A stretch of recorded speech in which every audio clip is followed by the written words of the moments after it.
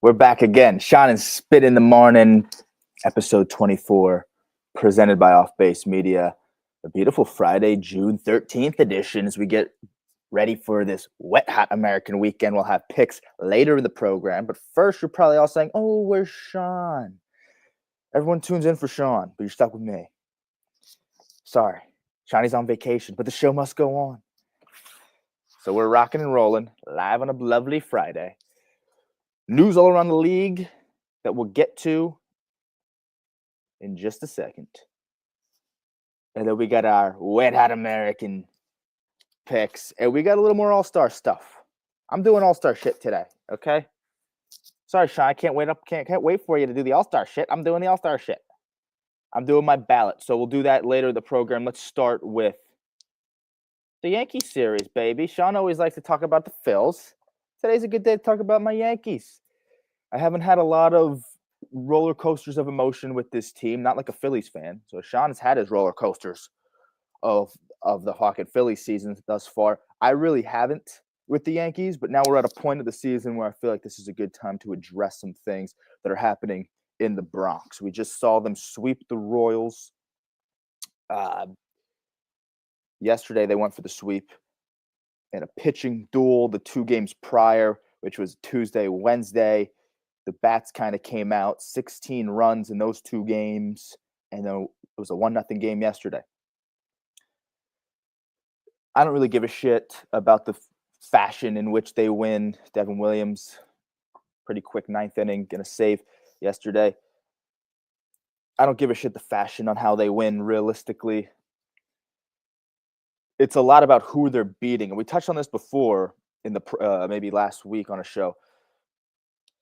I got to pull up their schedule. I wasn't going to do this early, but let's see. It doesn't scare me when they play Kansas City. Now, they've played Kansas City earlier in the season, back in April, and swept them there. And we fast forward to this, and yeah, they swept. And it doesn't scare me. Will Warren pitched good, a little rain delay middle of the game, and they came back at it. Will Warren actually came out post-rain and maybe got an out and before they went back to the pen. So we're gonna look ahead on the Yankees too and see their upcoming schedule because they got a shit ton of games in a row. But when you look at the last 2, let's go last 3 series. So that Boston series last weekend, they'll see Boston in Fenway this weekend, so that's what we'll see tonight. But last weekend they were in the Bronx with Boston. I know Boston's a kind of a last place team, or not, under 500 team, but they can get you. And of course, they want to play you hard because they're fucking rivals and they hate you. And they did, and they came into your place and took 2 out of 3. That series. It's dare I call it a high leverage series, or like these primetime games against teams that can get you or certainly want to kill you. That's where I get scared for the Yankees. So we'll see what happens with if they can respond, answer back in Fenway this weekend, tonight even.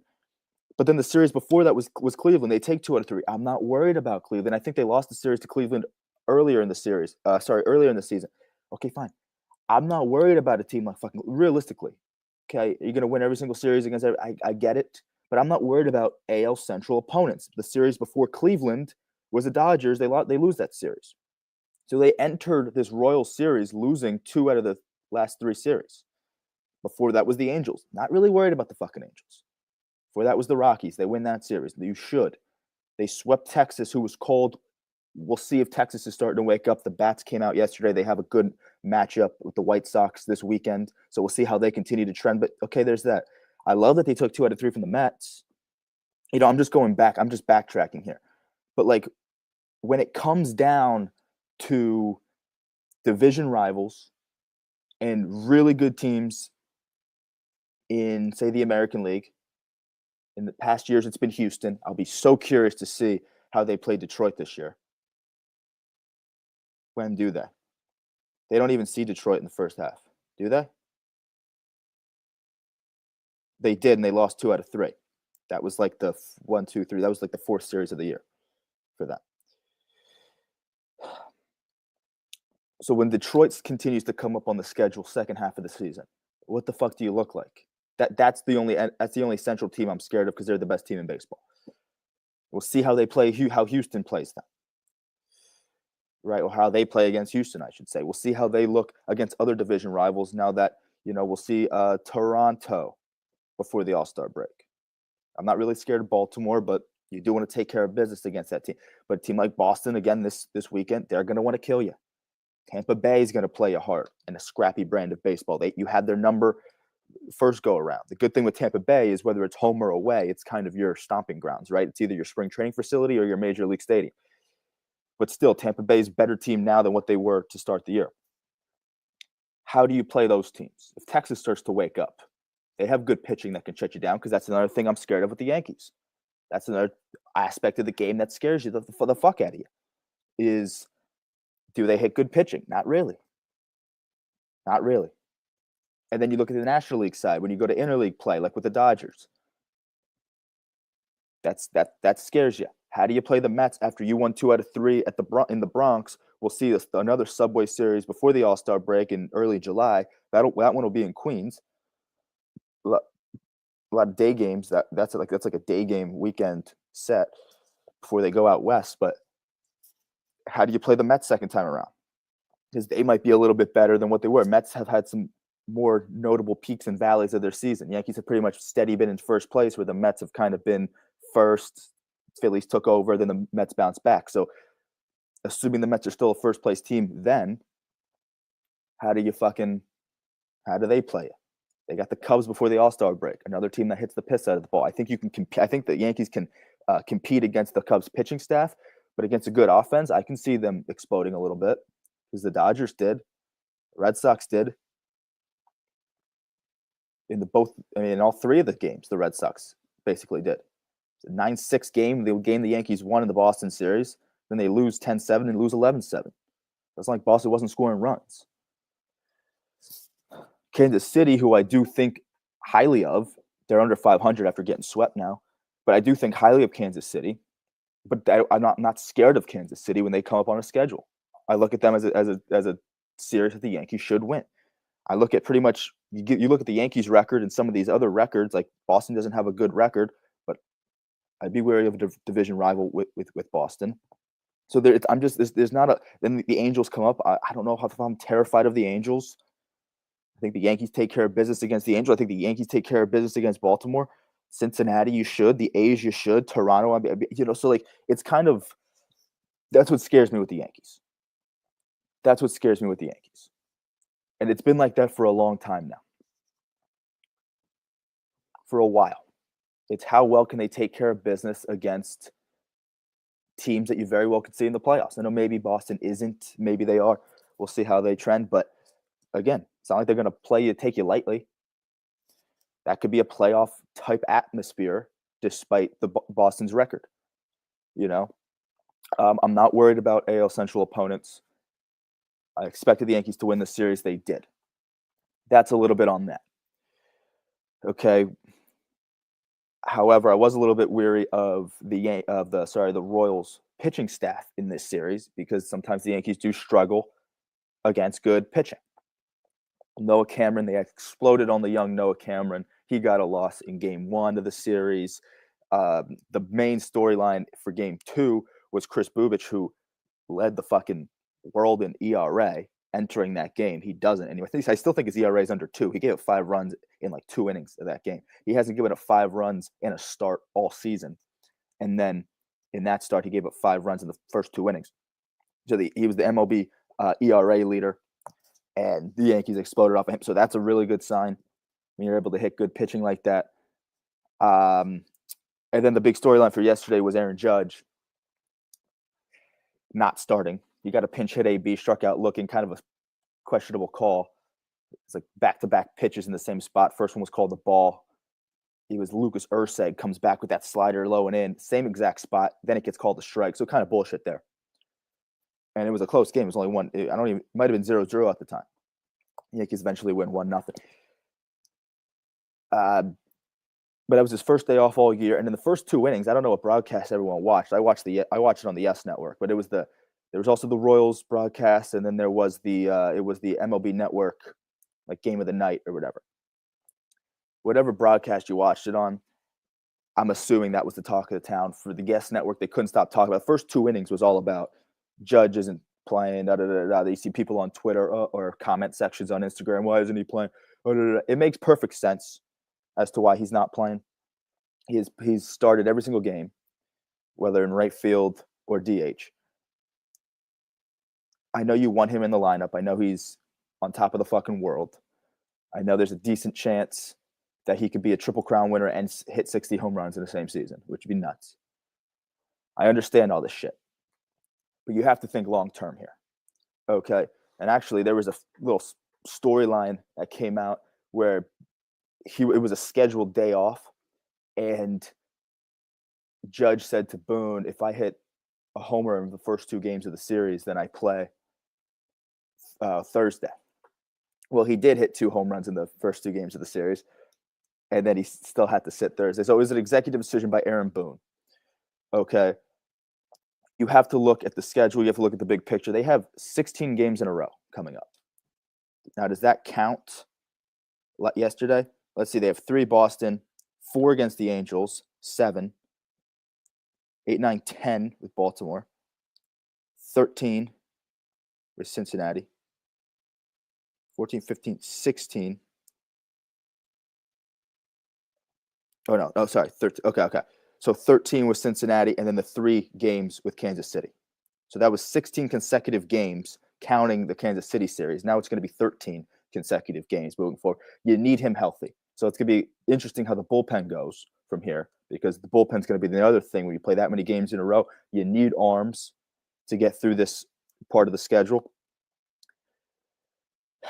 And you need Aaron Judge to be healthy for this. So if that's his first day off all year, and it's a scheduled day off, and I know you had the series won. Now I'm not saying that that's a good reason. You do want to go for the sweep. You do want to win these games. You want to win every fucking game, and you want to put your best guys out there, the best guys to give you the opportunity to win.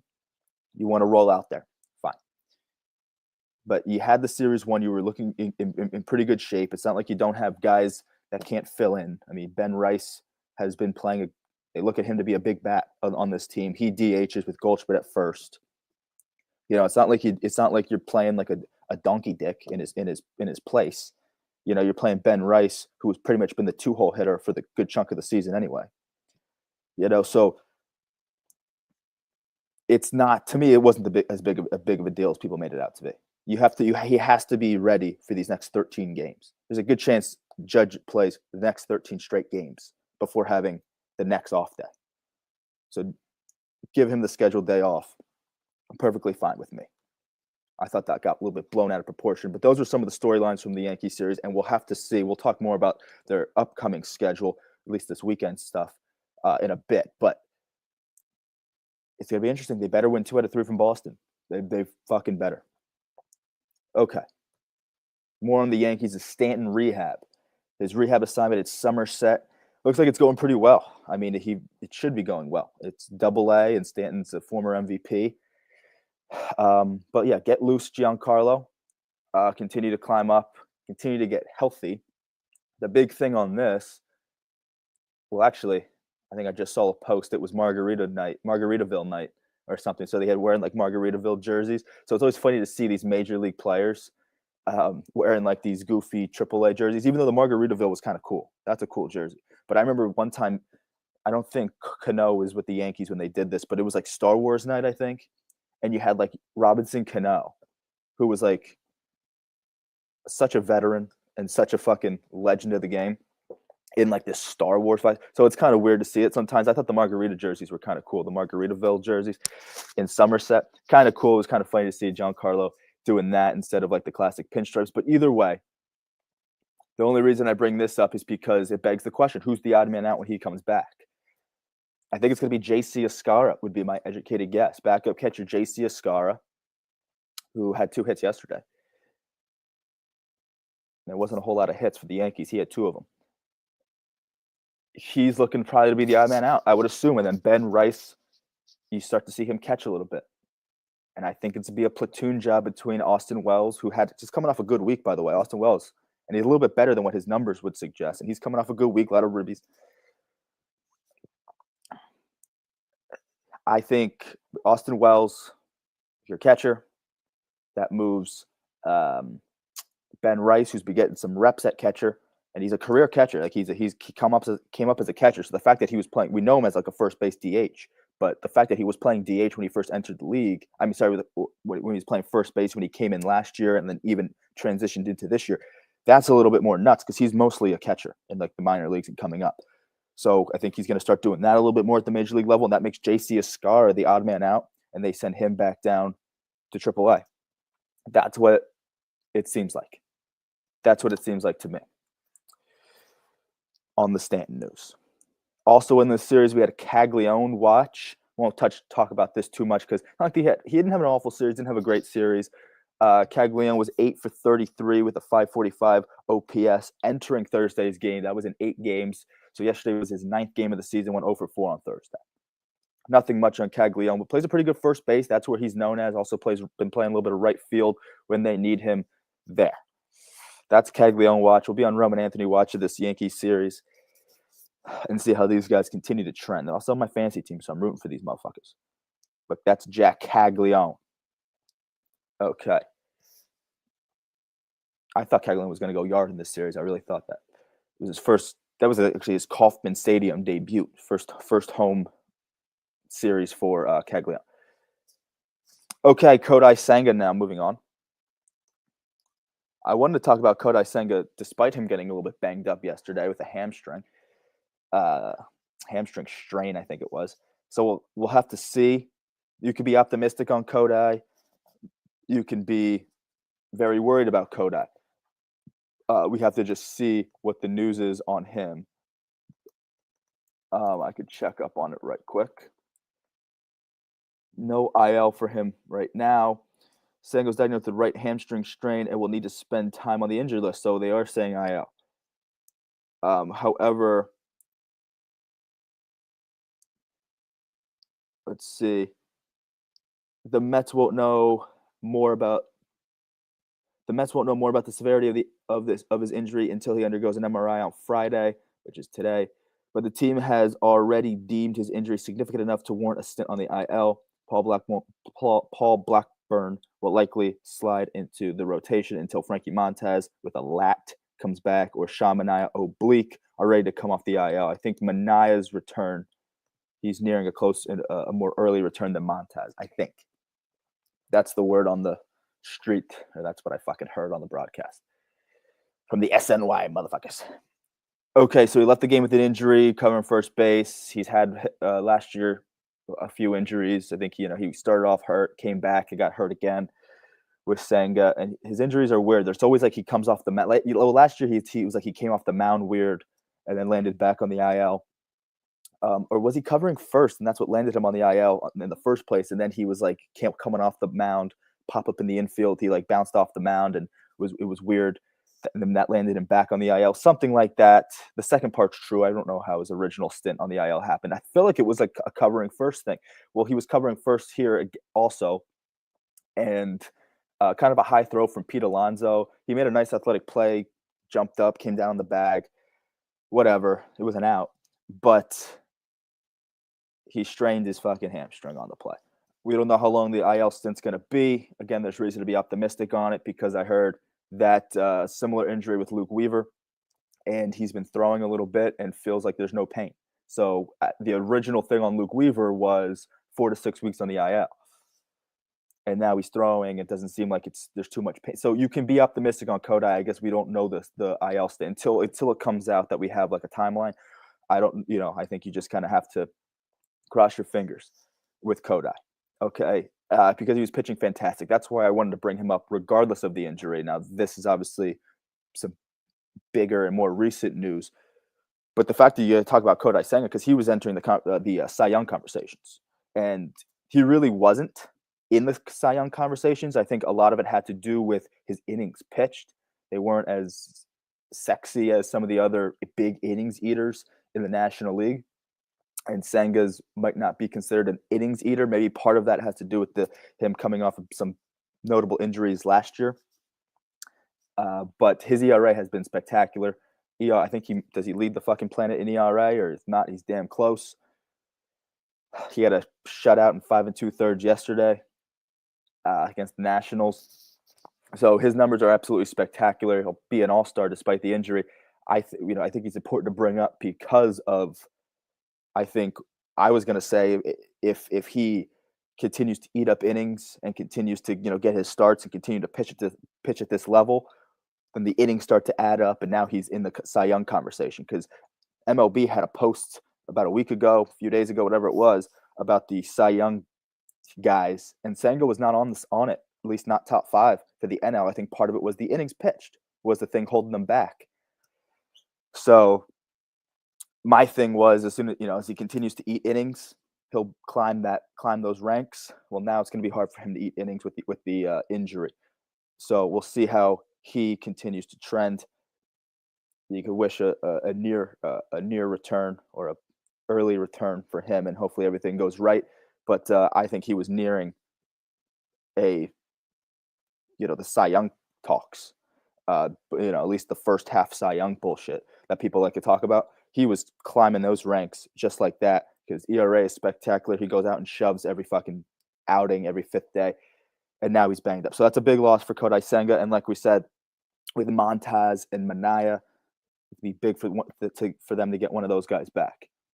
Well, both of them back, but at least one of them now to fill the void of a Senga. And I think Manaya's return is earlier than Montez, but again, don't quote me on that. We'll just have to see what happens. Okay, last thing before we get into the fun stuff is something that's not so fun, and it's the Skaggs story. Tyler Skaggs. There's more to this now. So yesterday I got a notification on MLB app or whatever saying that Wade Miley was accused of being Tyler Skaggs' drug supplier in court documents. This is kind of old news. We all know the Tyler Skaggs things. I won't get into this too much. I just say I read something. It was the MLB thing, and then I think I read something. Maybe MLB had the notification, and it was an Associated Press article. That's the one article I read yesterday. There was one I brushed up on before the program started. On AP News were the two kind of articles I read. So you got to just read it yourself. Realistically, in court documents, Wade Miley, who has pitched this year, he's 38. He's a veteran pitcher. He's been pitching I think he's had like 2 outings for Cincinnati. He was accused of being Tyler Skaggs' drug supplier in court documents per Associated Press yesterday, AP News today. Those are the ones I read. So now this is kind of old news. It wasn't the first time his name has come up during the whole Skaggs tragedy, but Wade Miley and Skaggs were teammates in Arizona from 2012 to 2013. Skaggs passed in 2019, where Matt Harvey's name came up because he was another former teammate who was a drug supplier to Skaggs. That was in 2019 when the tragedy happened. Harvey got suspended 60 games that year when the whole thing broke out. He never pitched again. Harvey never pitched again after that. Harvey and Skaggs were teammates with the Angels in 2019, which was the year Skaggs passing. So sad stuff there with the Skaggs, which is old news. I don't know if there's anything so new about it, except for maybe there's a new court document that has accused Wade Miley for being one of the drug suppliers or a drug supplier. Don't know how far back this goes. Don't know how deep it gets. You have to read up on it yourself. Like I said, those are the 2 articles I read. Associated Press and AP News were the 2 articles that I saw.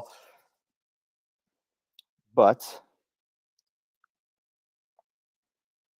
you got to brush up on it yourself and see, because a lot of it could be kind of old news. But the new stuff, when a new article comes out, I figured I'd talk about it a little bit just so we know what's going on in the fucking world. But I mean, again, what else is there to say about this that hasn't already been said?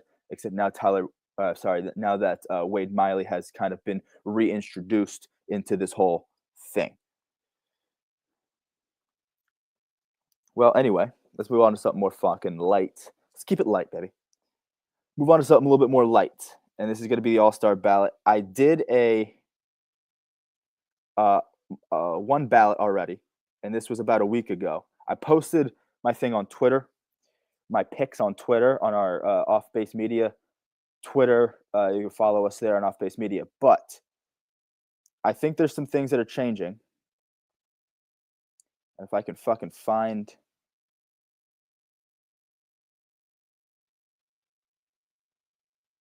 what the fuck? If I can find the fucking where I can vote. Well, my thing loads, and I look to where I can vote. I think that there's some changes. So I'll go to my original one, which I did a week ago today. Okay. Where I had the AL side, Paul Goldschmidt as my starting first baseman. Of course, I had to show him love, man. You got to vote for your Yankees, man. You got to vote for your guys, and that's what all-star voting kind of is. It's you want to see your guys get there if they're good enough to be in the conversation. Well, then guess what? I give him the upper edge, but there might be changes at first base that we're going to talk about today. Gleyber Torres at second. AL second baseman isn't crazy deep. I went Gleyber there. This was last week's stuff. Let's see what changes. We'll kind of do this on a weekly basis and see how guys continue to trend. Because I think the voting stops on like the 26th of June or some shit like that. Okay, then I had J Ram at third. Makes sense. Jacob Wilson at shortstop over Bobby Witt. I did do that. I had Riley Green in my outfield for the AL with Judge, of course. Did have Stephen Kwan out there. Cal Riley behind the dish. Devers DHing. Any notable changes there? I don't know. On my NL side, Pete Alonso at first, Brendan Donovan at second, Machado at third over Austin Riley, Lindor at short. Some notable shortstops on the NL. I think Lindor stands above him. Corbin Carroll out there with two Cubbies, PCA and Kyle Tucker. Will Smith behind the dish with Ohtani DHing, of course. Any notable changes or guys that should be there that I overlooked? Well, my thing's being a pain in the ass, so we have to do this off the top.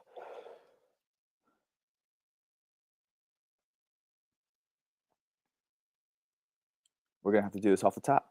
So I think with first baseman, as we kind of are a week later from my original picks, we'll see how Vladdy continues to go. Vladdy has a whole country to back him if he's playing Toronto. So he's got a whole country to back him. He can get a whole hell of a lot of fan votes. If you're going star power, I think that is maybe the sexier one. And then if you're going a guy who really, truly deserves it, Jonathan Aranda might be the best first baseman in the American League. He very well. I think Aranda and Goldschmidt's numbers are very comparable. Aranda's batting average might be a little bit better because Goldschmidt trended down a little bit since the last time I voted.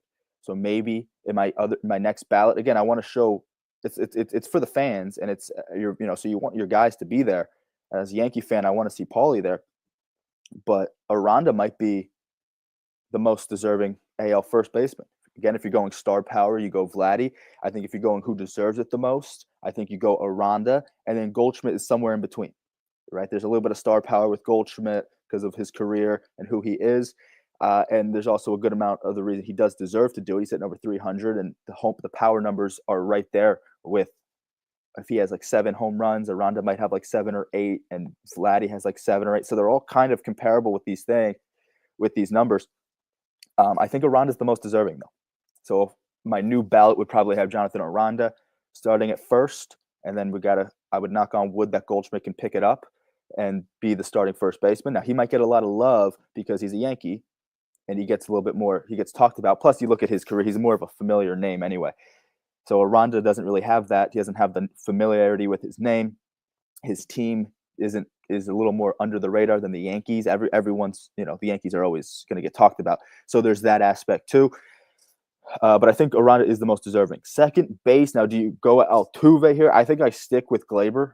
I actually think he's might have his numbers might be a little bit better since when I voted. So he's kind of been, I think, the best second baseman in the AL. Now, there's a guy, Chase Meidroth, for the White Sox. I think he plays a little bit more short. And when you do the voting, I think he is qualified as a shortstop. So that kind of hurts him. Now, he could very well, if he was more of a second baseman, he might just make it and start.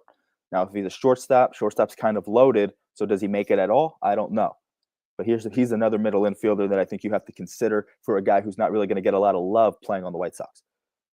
I still kind of would roll with Glaber. So good for you, Glaber. I think J-Ram is hands down the third baseman. Now, if you vote Bregman, that's fine. So if you vote Bregman to be the starter, Bregman deserves to be an all-star, even though we got banged up a couple weeks ago. So I think despite the injury, Bregman still is there. But I do think if he gets voted in as the starter, he obviously won't play. And then J-Ram takes his place as the starter. That's fine. But I still lean J-Ram. I mean, J-Ram's been one of the hottest players on the planet. The whole shortstop thing is crazy. I still think I lean Jacob Wilson here for the AL. The NL, you have to. I mean, the outfield, you have to look. We all know it's going to be Judge. I think I love Stephen Kwan. I love him out there. When I think Riley Green is still a very good option. We have to see what outfielders are trending up. But right now, I'll stick with my picks until another AL outfielder really starts to hit the piss out of the ball and really start to enter this conversation. You could love Kerry Carpenter. I think he makes it anyway. I just don't know if he's a starter. But Kerry Carpenter's in the mix. I'm trying to think of some teams in the AL here. Listen, I think there's only going to be only one Baltimore Oriole, and his name is Ryan O'Hearn, who can play outfield, but I don't think he's going to start. But the Orioles show love to their guy. Maybe he enters the conversation. But I think, again, I'm going a little bit of star power too, and Riley Green has that. Kwan does have that, and of course Judge has it to times 10. So there's that. No one's going to dispute Cal Riley catching, and I think Devers is the best DH there. The National League, there might be some more controversial stuff because I had Pete Alonso last week. I might just, if I do, I don't really do a lot of ballots. I'm doing it now because, we have the podcast and shit. So I'm doing it for fun, but Freddie Freeman is also there. Okay, so that's the big one. I did go Pete over Freeman in my first one. Maybe I go Freeman over Pete in my next one. I don't know. To me, it's a coin flip. I think Pete's been the best player on the Mets. Freeman might be. You could argue he's been the best player on the Dodgers. But they're both first-place teams, best players on the teams. I mean, maybe you say Ohtani's the best player over here, but Pete's been their MVP. Okay, Pete's been the Mets MVP, and the power's there. So I think that's big. But I mean, Freddie Freeman, tough guy to beat out. So again, I think it's a coin flip on Freeman or Alonso. You can go either way. There's a lot of good second basemen now in the NL as well. I think Brendan Donovan stands above him. I love Bryce Terang. I love Nico Horner. Ketel Marte would probably be the next closest thing. He had a little stint on the IL. And that's the other thing with Freeman. Freeman started off the season banged up, where Alonso started off the season in the MVP conversation. Way too early MVP conversations. But Pete was off to an incredible start where Freeman was a little bit banged up. So when it comes to at-bats and playing the entirety of a season, maybe that's why I lean Pete a little bit. But again, it's not like Freeman missed all that much. And when he did come back, he's been absolutely spectacular. So if you go Freeman, I'm totally okay with it. And I like Freeman more as just all in all. But if you're going based on first half stuff, now it gets tough. Donovan, I gotta go over Marte. I think Donovan's super deserving of the starting spot. Again, Marte with a little stint on the IL. And I think when Marte had his stint on the IL, Donovan was probably one of the hottest players in baseball, at least offensively. His batting average has since trickled down a little bit, but again, when you're healthy and you're playing great baseball for the entirety of the first half, I think if that's a deal breaker for anybody, that's kind of the route I went. But if you go Marte, I'm not mad at it, and maybe my next ballot does have Freeman. That's the right side of the infield. Look at the left side of the infield. I talked about this. I have to snub Austin. Well, not snub Austin Riley, but at least snub him from a starting spot and lean Machado here. I think Riley makes the team anyway. I think Riley and Machado both make the team. It's just a matter of who starts. And I go Machado. I still think I go Machado. A week later, I still think I go Manny. Shortstop, there's some powerhouse guys for NL shortstop. Of course, Ellie De La Cruz enters the conversation. Trey Turner might be the next closest thing to Lindor because I look at Trey Turner's batting average, but Ellie's such a spark plug and he can do it in power and speed. I think the power and speed, the stolen bases and home runs are similar between Ellie and Trey Turner. I think Ellie might have him.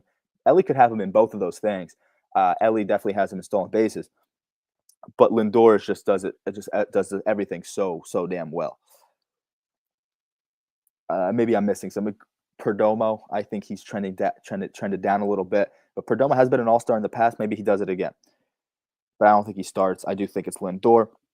The outfield in the NL is so damn good. So Carroll, Armstrong, and Tucker are the three that I had in my original ones. I think that's super fair. Now, if you're going to put Tatis in the mix, fine. I think these guys are all playing better baseball than Tatis is right now. So Tatis has trended down a little bit, but still a stud.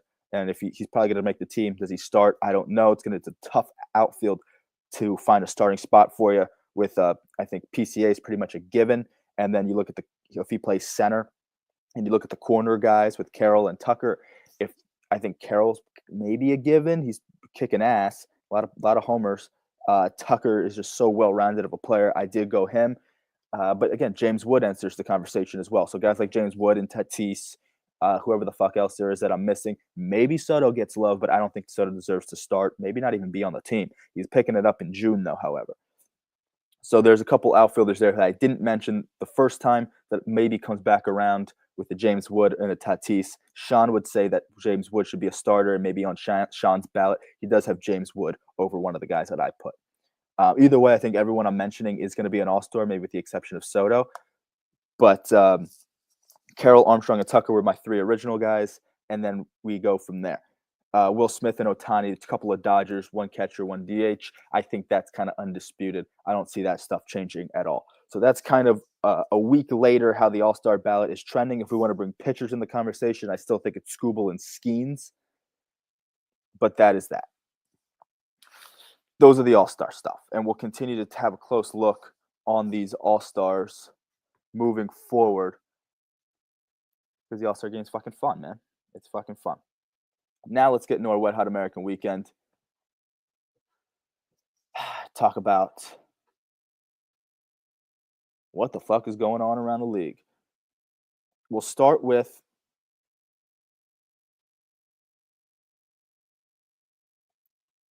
this is not the team I want to start with. We'll start with the Pirates and the Cubbies. Skeens and Horton tonight. So it is a Paul Skeens day, motherfuckers. Now, we saw game one of the series yesterday, so it's a 4-game set. Started on Thursday into the weekend. The Cubbies lost. Holy shit, I didn't know they lost. They lost. Tyone pitched well. Oh, sorry, I'm sorry. I'm looking at the wrong one. I'm looking at the Pirates. So the Cubbies did win. I thought so because Tyone pitched a really good game. He could have been a spin streamer for yesterday. I didn't do it. I'll do another one today. But Tyone would have been a spin streamer along with Hayden Birdsong, who he's the guy I streamed in pretty much all my leagues. They blew his fucking win, though.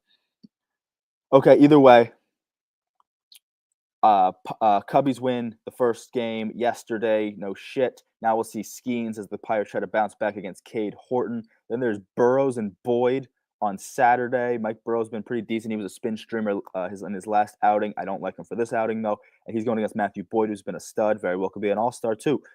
Then we got Mitch Keller and Colin Ray for Sunday. It's tough to sweep a 4-game set. I know it's Pittsburgh. I would expect the Cubs to take 3 out of 4 here. Maybe Skeens gets the better of you today. The Cubs offense against Andrew Heaney yesterday didn't necessarily explode. It was a 3-2 game, and they were able to pull it out. And Tyone pitched great against his former club, by the way. This is the Jameson Tyone series. So I love that Tyone was able to pull it out there, even though the offense, their biggest attribute in the north side of Chicago is their offense. Wasn't really there yesterday. So I think if that continues, now they have Skeens today, maybe in another close game. If it's another 3-2 game, this one could be in favor of the Pirates with Skeens on the bump. So I'll go Skeens today, and then I think Saturday, Sunday is going to be all Chicago Cubs. So that's what I would say there. So that's what I would say there. Go to Toronto, who has Philly at the bank. It's Gosman and Ranger Suarez tonight. Now, this team just faced each other. Now, the last time they faced each other was not that long ago. It was like 3 series ago, and it was in Toronto. Now it's at the bank and see if the Phillies can get on these motherfuckers because they lost 2 out of 3. The Phillies lost 2 out of 3 from them last time in the Rogers Center. So tonight we'll see Gosman and Ranger Suarez, Bowden Francis and Christopher Sanchez on Saturday. Sunday is Berrios and Wheeler. I don't know if Berrios is considered their ace, but Berrios Wheeler is going to be a good matchup. Then they just saw Berrios, and Berrios shut him the fuck down just like a week ago, whatever it was. So now they got to answer back with Wheeler on the bump at the bank. Now I expect the Phillies to take 2 out of 3. Which ones do they win? I don't know. I'd like to see them come out strong against them tonight, and then maybe lose on Saturday, bounce back big, and ultimately win the series on Sunday with Wheeler on the bump. Berrios has been pitching very well.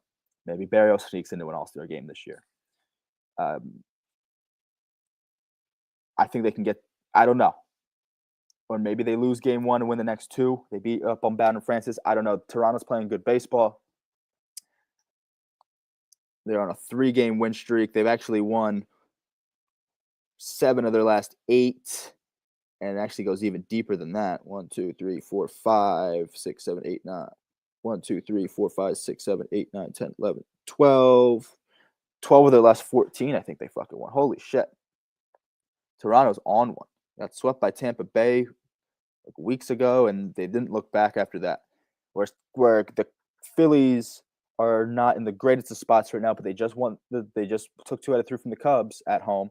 So you got to continue to build off that. The Phillies have a really hard schedule moving forward. Taking 2 out of 3 from Toronto here at home is going to be big.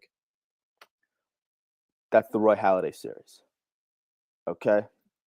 Miami is in the nation's capital this week. We'll see Cabrera and Mitchell Parker tonight. We'll see TBD on Saturday with Trevor Williams. And we'll see Yuri Perez and Mackenzie Gore on Sunday.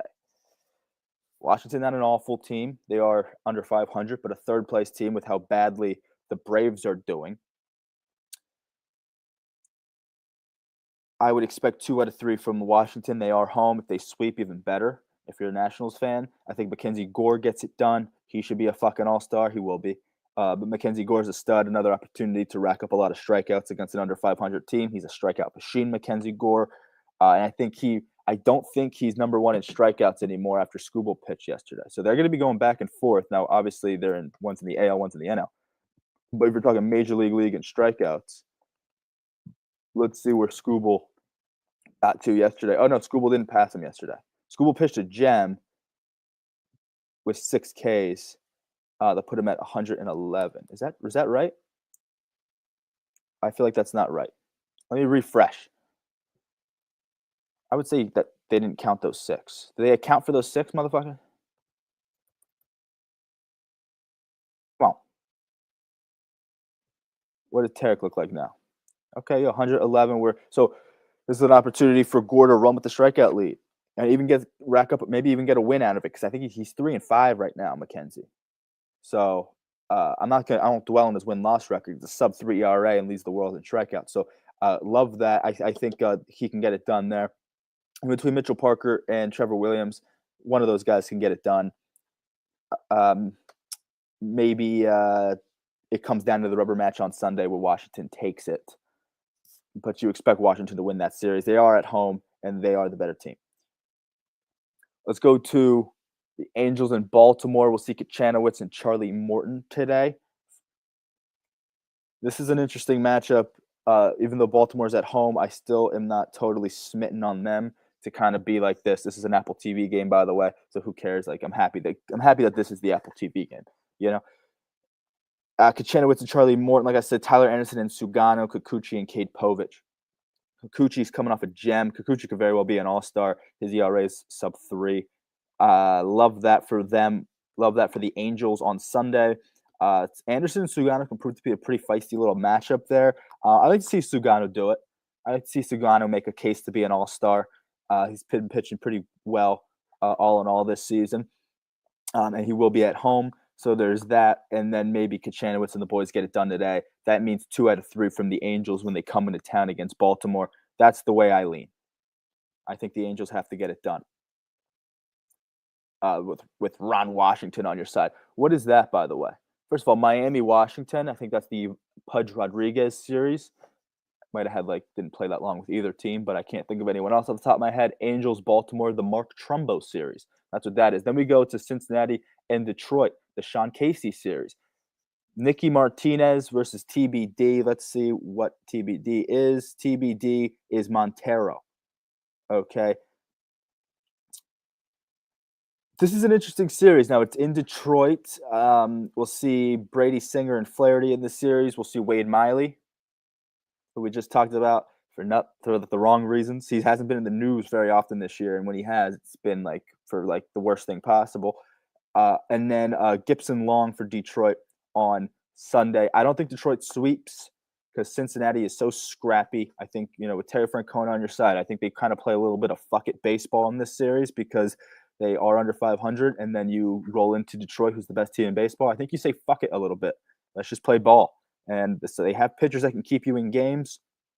Detroit wins 2 out of 3. You're not seeing Detroit's best. I think Flaherty's been pitching pretty well as of late. I think they can get it done that day. But it's not like you're seeing the Scoobles or the Casey Mizes of the world in this series. So I think since he can take advantage of either a Montero or a Gibson Long, maybe Detroit takes the first 2, and since he avoids the sweep against Gibson Long, I can see something like that happening. If Detroit sweeps it, no one's shocked by it, but I think that is something that could very well happen. I think since he can take one of these games against Detroit. Okay, Tampa Bay and the Mets. What do you call this series? Well, while I think about it, let's look for tonight, where we'll see Taj Bradley and Clay Holmes. We'll see Rasmussen and Meagle on Saturday. Shane Baz and Griffin Canning on Sunday. This could prove to be some really good pitching matchups. Both have scrappy pitchers. Mets pitching's a little bit better, but Rasmussen should be an all-star, man. He's been pitching fucking great. You look at his ERA. I kind of like Rasmussen on that one. I'd love to see the Tampa Bay come in and take 2 out of 3. Tampa Bay's playing good ball. I think a lot of it has to do with their pitching being able to keep them in games. That's how the Mets been rolling too. So that both of these teams, their best attributes are these scrappy pitchers that go out and play good ball. They keep you in games. Taj Bradley and Clay Holmes. Maybe the Mets win the first one. Ooh, it'd be tough for Tampa Bay to win the next 2. But I'll say that. That's what I'll say. I think the Mets are at home. Clay Holmes been really good. He could be a fucking all-star too. I think the Mets, with the momentum that they have, they did just lose. I'm sorry. The Rays actually just lost 2 out of 3 from Boston. The Mets have kind of been playing their last 2 series have been against under 500 division rivals, the Marlins, and then the Mets. The Marlins and then the Nationals. They've been playing good ball, but now you have a Rays team that's a little bit different than those motherfuckers. I think they can build off the momentum, be in Citi Field tonight, and Clay Holmes can start the series on the right foot for them as they get a win. And then Rasmussen tomorrow over McGill. McGill's trending down for me, and Rasmussen's so fucking good. Never gets talked about. He should be an all-star. I'm leading Rasmussen to shove there, be a good test for Rasmussen, but I think he can shove. And then I'll go Baz over Canning. Well, at least the Rays over the Mets for Sunday. So I think the Rays take the next 2 after they lose tonight. That's what I'm saying there. Then we got Yankees, Red Sox. And that'll be in Queens, too. So if the Rays take 2 out of 3 in Queens, that'd be fantastic.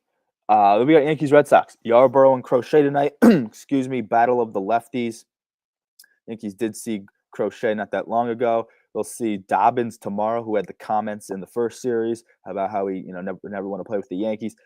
He'll be going against Rodon. And then we have Max Fried and Brian Balow on Sunday. I think the Yankees they did hit Crochet pretty well last time. Crochet got a win, I think. He got a win, but he did give up 5 runs. I can see him pitching better than last time, but I think the Yankees can come out on top. They're on a 3-game win streak after the sweep of Kansas City. Now they're at home. They just saw these guys. They should play with a little chip on their shoulder. We'll see if they can build off of last weekend, because last weekend Boston came into their place and took 2 out of 3. Now they're at Fenway. I think I said they were at home. No, they're in Fenway here. So I think they can come in. Hopefully they can get on Crochet. Again, he could pitch better than last time. Does Crochet give up 5 runs in back-to-back outing? Or I guess it wouldn't be back-to-back outings, but does he give up 5 runs against back-to-back outings against the Yankees? I don't think so, but I think the Yankees can come out on top. I think Rodon can outpitch Dobbins. I think the Yankees are going to play with the chip on their shoulder against Hunter Dobbins because he had his comments, and then he got a win in the game. So it's not like he didn't pitch that game. He had his comments, which fueled, I think it's fuels for a good rivalry, and then he came out and got a win. I think you got to come back and kill him at his place. And the Lions' den in Fenway. And I think Rodon can seriously pitch well. Again, a lot of these pitchers are similar pitchers that pitched in the last weekend against these teams. Yarbrough did, Rodon did. Then you got Max Fried against Brian Balow. I take the Yankees. So I think the Yankees can sweep.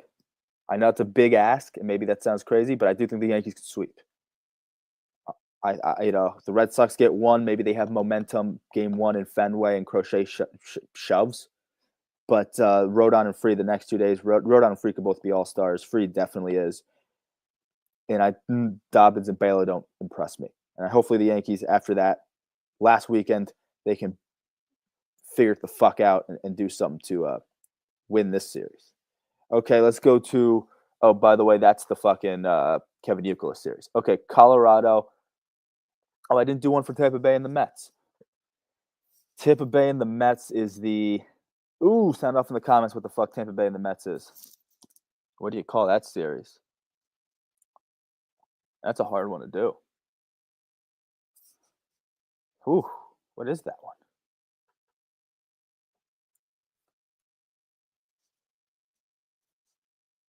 Ooh, that's hard. That's a good immaculate grid. Interesting. Okay, Colorado and the Braves. And then tonight we'll see Jomar Marquez versus Bryce Elder. Bryce Elder's been pitching really well. He was actually pitching well. Then they got sent down. He came up, and he might be pitching even better. He had a really good outing not that long ago. Go check out Bryce Elder. He could be a spin streamer today. Then we'll see Dollander and Strider, Gomber and Sale. Good matchup for the Braves. The Braves have to sweep this. We keep saying that when are the Braves going to wake up? This is great for Strider, a really good series for Strider. He has coming off a good outing earlier this week. Let's pull it up. He got a loss in it, by the way, but 6 innings, 3 earned. So a quality start and a loss. That's the deepest he's gone. He's slowly but surely going deeper into ball games. This is a really good outing for Strider. I'd expect he's over 0-5. So in his 5 outings, he's slowly but surely getting deeper in them. They've kind of been up and down. Last outing was a good one for him. Now he's got Colorado, and he's at home. I'd expect big things there. I think Elder can continue to be a stud tonight because he's been really good. And Strider, then Sale. You have to think that the Braves can sweep this fucking series. They have to. Like, no ifs, ands, or buts about it. It'd be really good for them to take advantage. The Rockies won yesterday via the walk-off. They've been playing a little bit better ball. Like, it's not like they're losing every single game like they once were. Like, now they're kind of competing a little bit. They swept the Marlins not that long ago. They walked it off against the Giants yesterday. They kind of played the Giants in there were some good games. But the Braves have to sweep. They really do. And I think they're gonna. How about Texas? Adrian Hauser for the White Sox. This could be the Adrian Hauser series. I don't think he ever played for Texas, but he might have just signed there and maybe played spring training or minor league deal, whatever it was. I can think of a better one for White Sox, Texas. There's some guys. Ian Dez? No. Alex Rios series. This would be the Alex Rios series. Adrian Hauser and TBD for Texas tonight. Texas is playing better baseball. The offense exploded yesterday. A bunch of guys hit homers for them. That's kind of what you want to see with Texas's offense. That's what you expect from Texas's offense.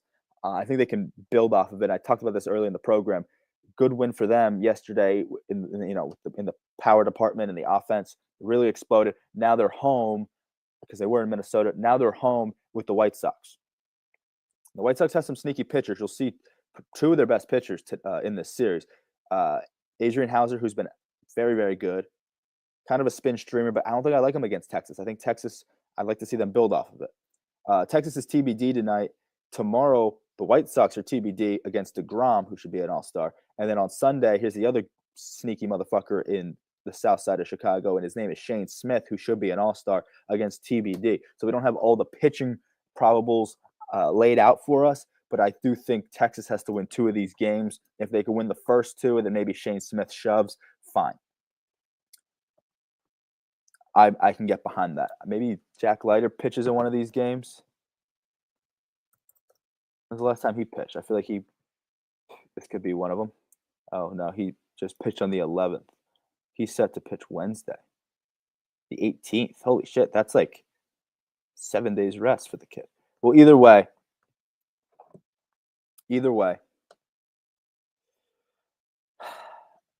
Texas has to win 2 out of 3. White Sox can play it somewhat hard because they're kind of in this part of the season that they're in is also kind of like fuck it baseball. They're going to say, fuck it. Let's go out and Adrian Hauser shoves and Shane Smith shoves. But I think the offense in Texas, there's reason to believe that they're waking up a little bit. It's not a big sample size of their offense kicking ass. But I do think that in the Alex Rios series, Texas can prevail and take 2 out of 3, which would be really good for them to kind of get back on the right track here. Now let's go to Kansas City, where the A's are in town. Luis Severino, Michael Wacha tonight.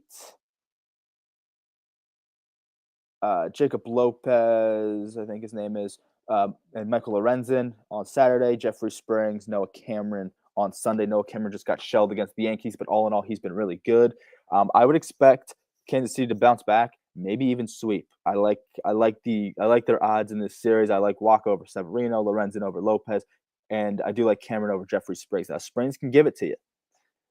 So could Sevy realistically, but I think that, they just got swept.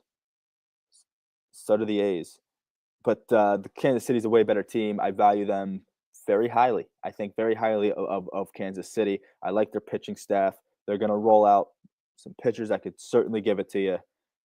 They're at home. It's a little homestand for them. They just lost 3 in a row at home when the Yankees came to town.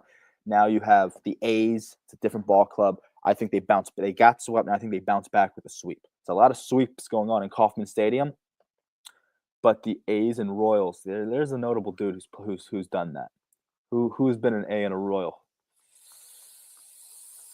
Fuck, some of these are tough. You guys sound off in the comments who the A's Royal series would be. There is a fucking notable guy, and I can't think of who it is. I feel like they do trades and shit. Okay, maybe we'll just call it the Ben Zobrist series. Okay. And I think the Royals should sweep. Does it shock me if they don't sweep? No. But if they can sweep and get back on track, even fucking better. Even better. Okay, now we go to Minnesota and Houston. Wow. The Carlos Correa series. Chris Paddock and Gordon for Houston, whoever fucking Gordon is. Joe Ryan and Hunter Brown, really good matchup on Saturday. Could be the pitching matchup of the day. It's Simeon Woods Richardson against Walter for Houston. Some of these fucking guys I don't know for Houston. Houston playing pretty decent baseball. They're obviously a first-place team. Minnesota, what did they do? They lost 2 out of 3 at home against Texas. Now they go to Houston and play a better AL West team from Texas. The boys in Houston are kind of been better than the boys in Arlington. Now they got a tougher matchup, and we'll see Hunter Brown on Saturday versus Joe Ryan. That could be, like I said, that might be the pitching duel of the weekend right there. That could prove to be really good. 4:10 p.m. in Houston. That's 4:10 Eastern time. Paddock's been iffy. I think he started out good. I don't know if he still is. I would expect Houston to take 2 out of 3 from this club at home as Minnesota. I think they're 15 minutes. They're up. Houston seems to just continue to roll. I expect Houston to take 2 out of 3. And you got to pay attention very closely to that Hunter Brown, Joe Ryan game. That's going to be nuts. St. Louis at Milwaukee is pushed through. It's one of four more we have. Eric Fettuccine's pitching against Freddie Peralta. Let's see what's going on in St. Louis here. That leads us off for the tonight into the weekend. However, they did play a game yesterday where Milwaukee won 6-0. So it's 4-game set. Yesterday they had Mizorowski. He didn't go crazy deep because he might have tweaked something or he came off gingerly, but he pitched fantastic. It might have been his debut. And he pitched fantastic, got a win, and he got over Sonny Gray. 6-0 they won. So Sonny Gray, I think, gave up all those runs. Fetty and Peralta, as I said, tomorrow on FS1, we'll see Andre Palante and Jose Quintana. And then Sunday, Miles Michaelis and what's his name? Priester. I always call him Judas Priester, but I forget his real name. Anyway, Milwaukee and St. Louis. What do you call this series? Man, I'm kind of blanking on this shit, man. I thought I could do it off the cuff. I can't. Well, either way, I do think St. Louis can bounce back in at least two of these games. I'm not shocked if they split the series. Let's say that maybe they bounce back with it's Quinn Judas Priester. That's who it is. Quinn. You are seeing some of the best pitchers for Milwaukee, and Mizorowski pitched well, and Sonny Gray might have been their best chance because you got to respect Freddie Peralta. Quintana's been good. You got to respect Quinn Judas Priester.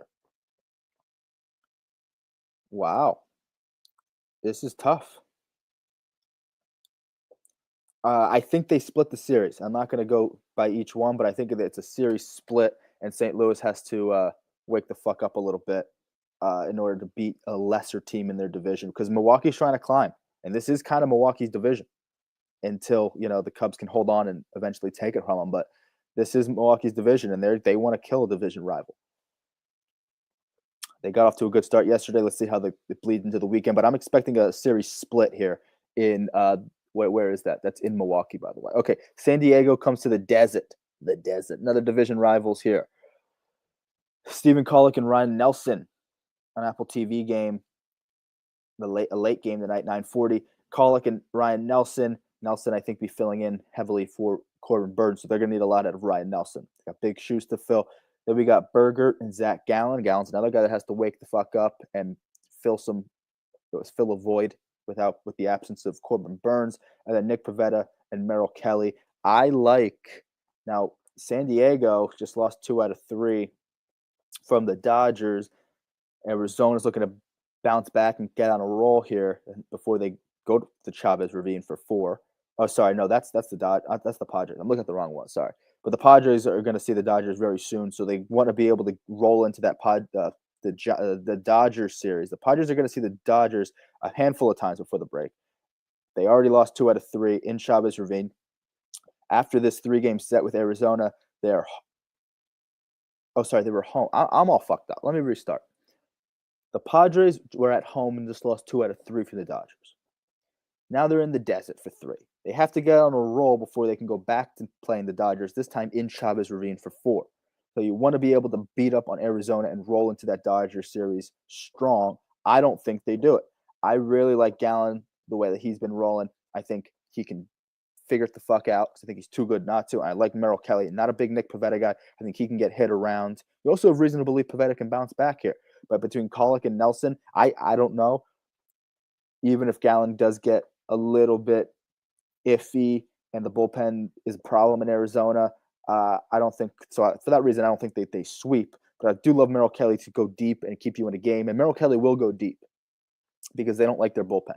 So as long as he's pitching well, they'll push him out for another inning because they don't like their fucking bullpen. That's how every Merrill Kelly start that I've seen has gone. And the last time he pitched, they fucking blew the lead. It was a crazy game on Monday, but that was that. They brought in the bullpen and lost the lead 4 runs with 2 outs in the ninth. So between injuries and underperformers in the bullpen for Arizona, it's not pretty. So for that reason, you want to kind of lean Padres come in and take 2 from you, but I'm actually going to go the other way. I think Arizona takes 2 out of 3 from the Padres. I think Arizona takes 2 out of 3 from the Padres, and that'd be huge for Arizona. Kind of a shocker one there, but I'm going to go with the underdogs, even though they're home. I do think they're underdogs. Okay. And what series is that? Padres. I call it the Justin Upton series. Padres, Arizona. Okay, Cleveland and Seattle. What do you call this series? Interesting. What do you call this series? Either way, Gavin Williams and TBD tonight. This is in Seattle. Oh, okay, TBD is actually his name is Luis Castillo. Gavin Williams, Luis Castillo, Tanner Bybee, George Kirby, and then Ortiz and Hancock, Emerson Hancock, and Luis Ortiz on Sunday. I like some of these pitchers that excuse me that Cleveland is rolling out. I kind of want to believe that George Kirby can continue to find. He had a really good outing not that long ago, which was a really good sign to see. Let's see. Was it his last outing? It was his last outing. He went 7 scoreless in Anaheim, 14 Ks, got his first win of the season. So that's kind of the George Kirby you want to see at a consistent basis. I do think we will see that George Kirby. And as much as I like Tanner Bibby, so I do like some of these pitchers that Cleveland's rolling out. Even Gavin Williams, I don't think he's having the greatest seasons. I think Luis Castillo at home is a little bit more dangerous. So I think Castillo, Kirby, I think Seattle can win the first 2 games of this series. Maybe Hancock pitches all right. Maybe Luis Ortiz pitches all right. But I think it's tough to sweep. So I'll lean Cleveland to win that game, but Seattle to win the series tonight and tomorrow. And what is that? Cleveland and Seattle is the what series? I feel like there's an outfielder. I don't know it. Okay, San Fran and the Dodgers. Last game of the night. It's a 10-10 game. So is the Cleveland and Seattle. So a couple of 10 o'clock Eastern games, motherfucker. San Fran and the Dodgers. We see Logan Webb and Yamamoto, a couple of aces going at it here in Chavez Ravine. Dodgers have a pretty good homestand here. But we'll see this. This will be the Sunday night game, but we'll get to that in a second. Logan Webb, Yamamoto tonight, Landon Roop, and Kershaw on Saturday, and then Kyle Harrison and Dustin May for Sunday Night Baseball on ESPN. Dustin May might lead the league in pitching on Sunday Night Baseball. This is at least his second, maybe his third. And I know the Dodgers are going to be the primetime games, and they'll get a lot of love on Sunday Night Baseball, but Dustin May always seems to pitch those games. So Dustin May might lead the league. If that's a trivia question, who has the most Sunday Night Baseball starts? It might be Dustin May. Every time I see him, he's pitching under the fucking lights. Anyway, it's Logan Webb and Yamamoto tonight. Yamamoto is home. Webb needs to bounce back a little bit. His ERA still looks good. I like to see Webb be able to absolutely shove against really good teams. 2.58 ERA. He's 5-5 though. Again, I don't dwell on that. He's over 100 K. He's 101.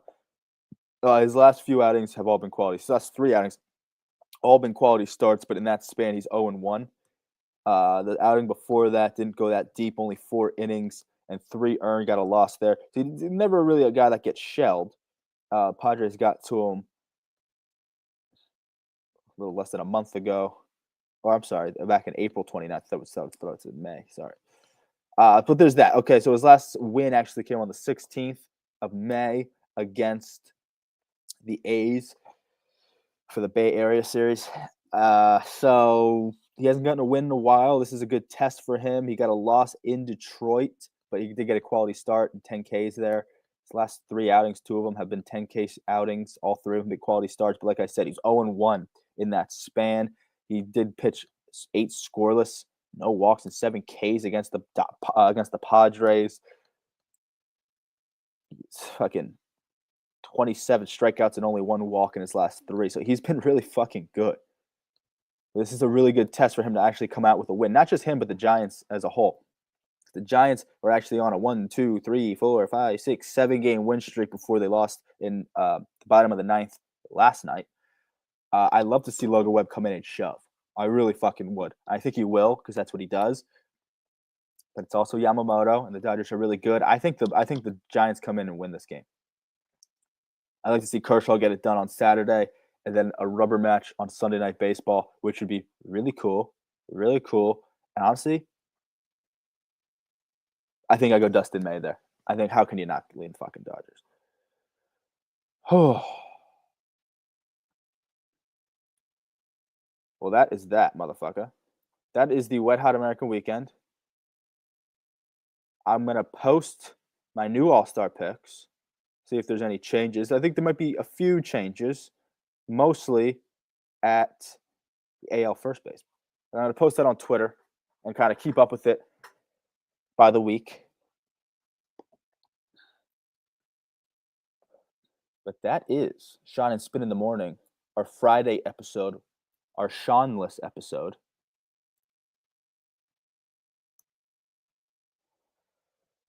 But we had to do it. The show had to go on, baby.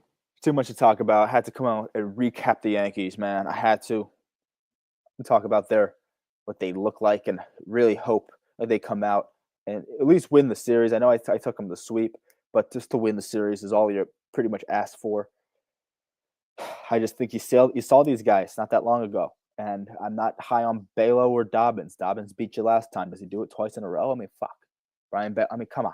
So I had to talk about that shit. There's a little bit more news with the Wade Miley and Tyler Skaggs stuff, or I should say there's more news with the Tyler Skaggs stuff revolving around Wade Miley, who we will see this weekend, by the way. So look into that stuff if you're interested in that. And of course, I had to come on and make my picks for the weekend while Sean is on vacation. But thanks for tuning in. From all of us at Off-Base Media. We'll see you on Monday. I got 2 streamers coming out tonight. So stay